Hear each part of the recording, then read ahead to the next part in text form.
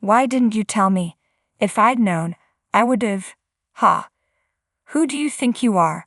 I have nothing to do with an old man about to turn 60 who can't even make a decent decision. What a shame. I had feelings for you since we got married, but now, I don't feel anything anymore. My name is Nancy. My husband Max and I have worked hard together to raise our 2 children. Our youngest just reached adulthood. Raising kids for over 20 years was challenging, but having them in my life gave me strength. I am incredibly grateful for their support. Max has been supportive too, which made me believe he was a dependable husband. That is, until one day changed everything. I left work early and went home. When I opened the front door, I could hear Max and our son Aaron talking and laughing. Hey, you know I turned 20 this year, so I think we can start what we've been planning. Yeah, actually, I was thinking the same thing. We're father and son after all. When should we tell her? You're right. Maybe I'll bring it up this weekend or so. I'm really excited about it. I wonder how she'll react. I think she'll cry and beg us to stay together. Oh, how tragic. When will Abby become my new mother? She's always ready to step in. All that's left is for me to divorce her. Their conversation was full of happiness, completely unaware that I was standing right outside their door, listening. I felt blindsided. I thought we were a happy family, but now Max and Aaron were discussing divorce and a new marriage, as if I were just an afterthought. They even seemed excited about replacing me. What had I been missing all this time? I was in shock, my phone recording their conversation automatically. After capturing enough, I walked out of the house, feeling lost. I sat outside a nearby cafe, watching a mother with her young child, my heart itching as they passed by. What had I done to make Aaron hate me? And Max, was he really so quick to move on with Abby? What was I thinking? Max and Aaron seemed to have met Abby numerous times already. It felt as if my own son wanted me gone. What about my daughter? The anxiety overwhelmed me as I wondered if Melanie might feel the same way. Panic surged through me, and I grabbed my phone, dialing her number. The phone rang once, then twice. Hey, what's up? How are you doing, Melanie? What's wrong? Your voice sounds off. Where are you? I'm at the usual cafe near our house. Okay, I'll come over right away. Just wait there. Melanie had always been independent. As the eldest, she never asked Max or me for financial help, even through college. Now, working and living on her own earnings, she remained fiercely self-reliant. Yet, despite her independence, she was willing to drop everything and come to me. Melanie arrived at the cafe in no time, looking concerned. Mom, what happened? I struggled to find the right words, torn between revealing the truth or keeping it hidden. My throat felt tight, and I couldn't decide how much to tell her. Could it be about Dad? Melanie's serious gaze met mine. I nodded, overwhelmed. Hey, Melanie. I'm wondering if there's anything you want me to change or if there's something you don't like about me as your mother, I said hesitantly. Melanie looked at me confused. What do you mean? Well, now that Aaron is 20 and has started his adult life, I finally have more time to focus on myself. I thought it was a good moment to reflect. Melanie stared at me. Mom, no. There's nothing about you that needs fixing. I'm only grateful for you. You and Dad worked equally hard, but it was mostly you who took care of me and Aaron, she added. Really, your father worked hard too, I said, trying to defend him. He just did what was expected. It's only natural to work hard at your job, Melanie replied, but if I think about it, Dad wasn't really involved in family life. He didn't help much with raising us. Melanie's serious expression made me uneasy. What's going on with you and Dad? Tell me everything. I'm not a child anymore, and maybe I can help. Her insistence caught me off guard. What? I'm in shock. I'm in shock too, Melanie said, nodding. But what are you going to do? I suppose I'll have to get a divorce, I admitted reluctantly. Yeah, I think that's the best course of action. Let me hear the recording, she said. Though hesitant, I let Melanie listen to the recording. Her reaction was intense. Can't forgive them for this. Mom, we need more than just the recording. We need concrete evidence. I'll ask my friend for help. For now, stay at my place tonight, Melanie instructed. The next day, Melanie had the day off, and she went out early. I went to work as usual, but Melanie contacted me later. Mom, let's meet up after work and go to the detective agency. All right, thank you. And don't worry, I said, feeling a mix of relief and anxiety. I found a lawyer, Melanie informed me. Okay, I understand. Thank you so much, I replied, feeling a sense of relief. Melanie had swiftly organized everything needed for a smooth divorce process. That evening, after finishing my duties, I went to the detective agency to meet her. So, here's the plan, the detective explained. You'll have 3 days to gather evidence of the affair. That's the plan, I confirmed. Based on what I heard in the recording, it seems my husband doesn't realize how serious this is. But I'm ready for whatever comes next. Understood. I'll make sure to do a thorough job, the detective assured me. I'll compile the evidence and report back in 4 days. To my surprise, he asked me to come back in just 2 days. I've managed to gather all the evidence sooner than expected, he said with a smile. Really? That's impressive. Thank you, I said, eager to see what he had found. The evidence was shocking. Max appeared to be completely open about his affair, strolling around town hand in hand with his mistress. Some of the photos were disturbing and far more explicit than I had anticipated. The evidence told the story in a way that left no room for doubt. I took the evidence to the lawyer's office for my appointment. The female lawyer assigned to my case shared that she had also been divorced and had experienced betrayal similar to what Max had done to me. Despite her understanding, she found the situation almost laughable in its audacity. She explained that the legal process would involve more than just alimony and detailed the various methods we could use. It was a chaotic week, but by the end of it, I had secured a substantial alimony settlement and finalized the divorce. Melanie and I then went to see my in-laws with the evidence. I would be lying if I said I didn't feel a pang of sadness. My in-laws had always been kind to me, but it was necessary for them to see the truth. My father-in-law, Albert, was visibly enraged, while my mother-in-law, Sarah, looked horrified.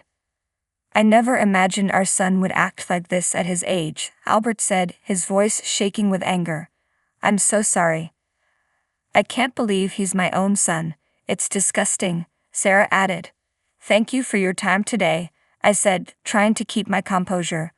With these results, I'd decided to proceed with the divorce. I wanted to inform you of our situation personally. Albert nodded in agreement. It's understandable that you're divorcing him. Melanie then played the recording of Max and Aaron's conversation for my in-laws. Their reactions were intense. Grandpa, it's not just Dad. Aaron is horrible too, Melanie said, showing them the extent of the betrayal. Sarah listened intently, nodding at Albert's comments. Nancy, if you're divorcing him, please visit us from time to time. You're part of our family now. Don't worry. I won't let Max set foot in this house again, I declared firmly. Thank you so much, I said, turning to my in-laws. I'm incredibly grateful to both of you. You've been like real family to me. I was overwhelmed with emotion, tears streaming down my face. My in-laws had been so kind from the beginning of our marriage, and I had cherished them deeply. The thought of not seeing them after the divorce was painful, but their willingness to disown their own son for my sake was heartening. The next day, I confronted Max and Aaron. Melanie and my lawyer accompanied me. Max had not reached out to me at all during my 4-day absence, which spoke volumes about his feelings. When we arrived, Max and Aaron were already there. My lawyer, Natalie, introduced herself. I'm Natalie, Nancy's lawyer. I'm here for the divorce proceedings, she said, shaking hands. Max looked surprised but quickly regained his composure. Oh, you want a divorce? Fine, let's get it over with. But I'm taking what I can from it. Aaron, with his usual smugness, seemed almost pleased by the turn of events. Perfect. A quick divorce and we're done. You'll just get the alimony, right? Can you handle that, Dad? Max's reaction was a mix of frustration and resignation, as if Aaron's comment pushed him to stand his ground. Yes, I suppose so. It does simplify things, doesn't it? It's a shame Abby isn't here for this, Natalie remarked. How do you know about Abby? I asked, surprised. Of course, we're aware, Natalie responded, indicating that the affair was common knowledge.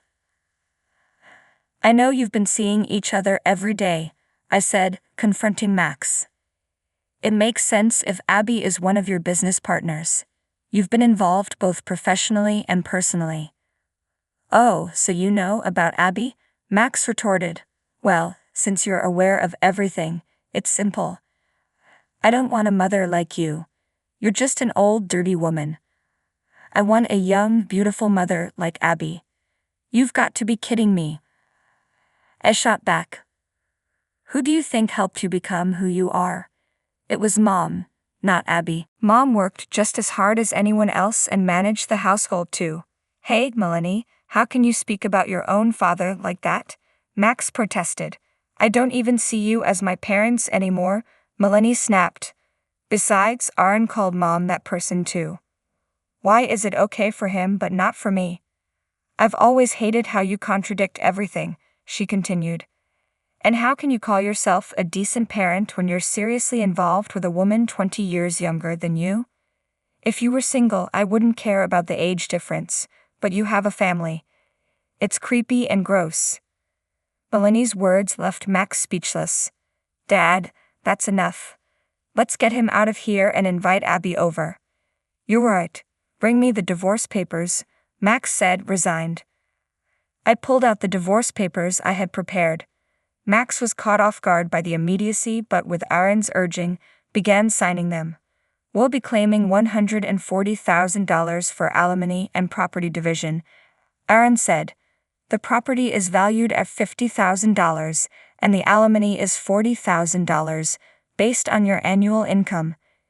It's a fair amount. Dad, just pay it. Abby will handle the rest, Melanie added. Fine, Max agreed. Afterwards, Max transferred exactly $140,000, and I submitted the divorce papers to the government office. Despite not using the evidence from the detective agency, the divorce was finalized on our terms.